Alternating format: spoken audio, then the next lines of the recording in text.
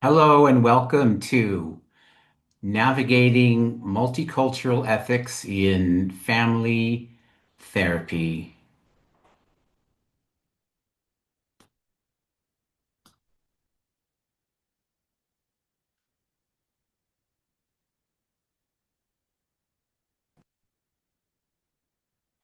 Welcome, everyone. Today I will be discussing the ethical complexities of multiculturalism in family therapy.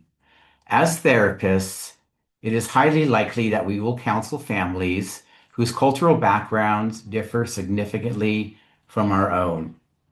To navigate this ethically, we must maintain a deep sensitivity to diverse values by recognizing and honoring the unique traditions each family brings to the room.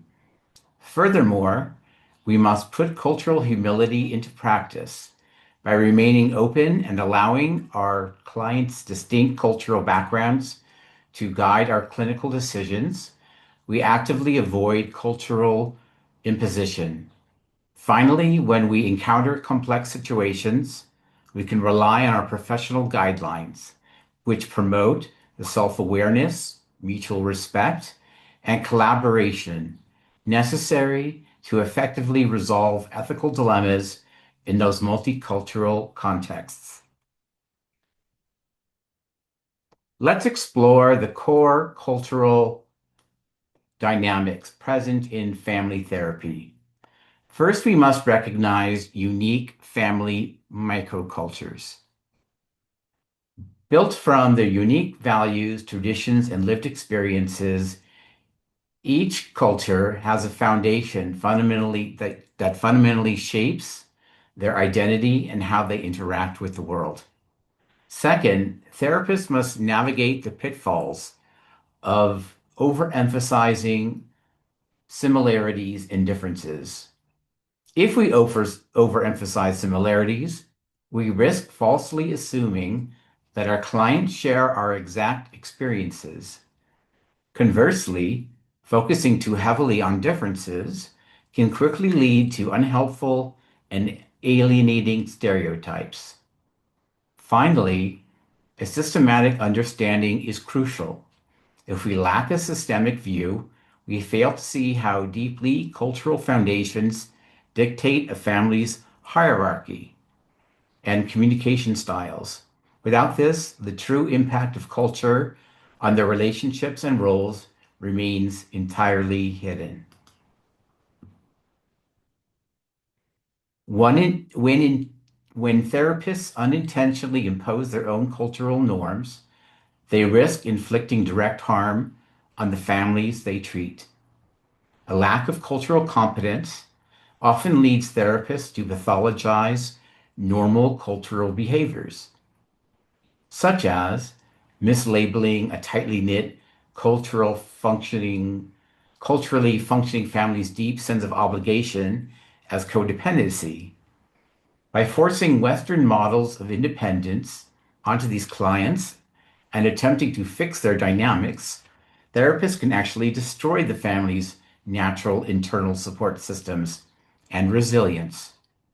Ultimately, this practice can severely erode the therapeutic alliance, break trust, and can cause the vulnerable family to drop out of the therapy process.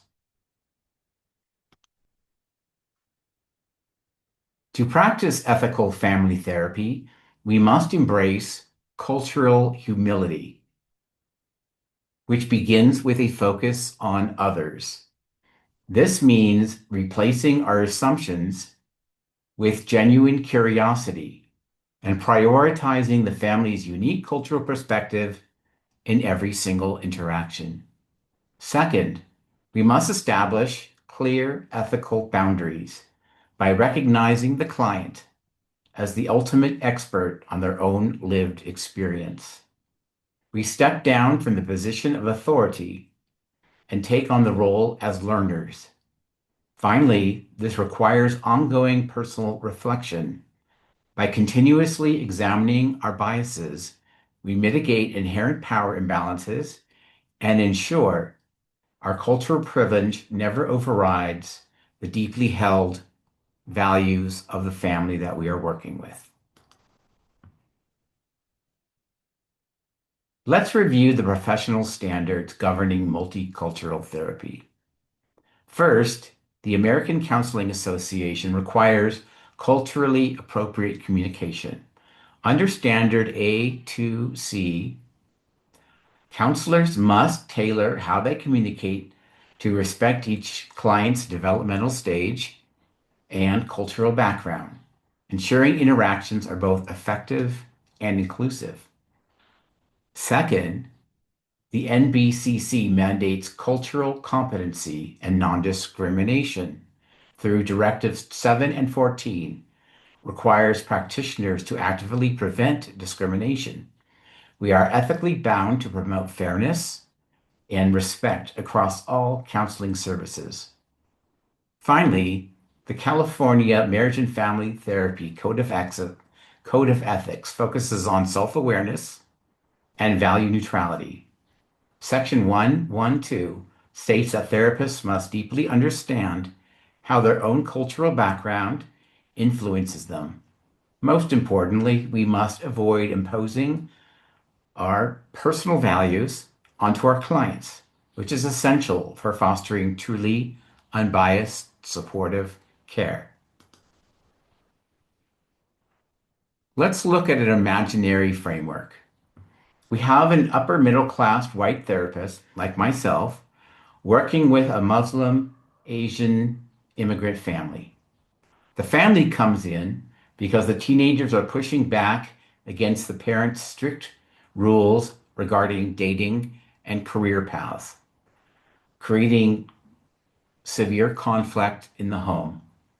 In this situation, the teenagers are caught between the intense pressure to meet traditional parental expectations for obedience and their own personal aspirations shaped by growing up with Western influences. This presents a major clinical challenge. Standard Western family therapy methods often fall short because they do not fully address the unique needs of immigrant families. To provide ethical care, the therapist must exercise deep sensitivity and actively adapt their therapeutic approach to honor the family's specific cultural background. Let's break down the specific ethical dilemmas in this scenario. First, there is a clash between individualism and collectivism. As therapists trained in Western models, we often encourage teenagers to develop their own voice and autonomy. However, this family may prioritize collective harmony and filial piety. That means believing that the parents know best and honor them and their wishes above individual desires. Next, we see differing communication styles. We might naturally use an egalitarian dialogue in session where everyone has an equal say. But for this family, interactions are deeply rooted in a hierarchy that demands respect for elders. Finally, consider the severe risks of this cultural disconnect. If we misunderstand these dynamics, we might unintentionally encourage the teenagers to rebel. This risks alienating the parents, fracturing the family system, and ultimately destroying the unity they came to us to heal.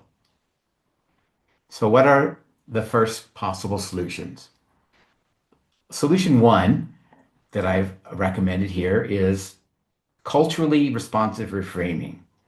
We begin by applying cultural humility.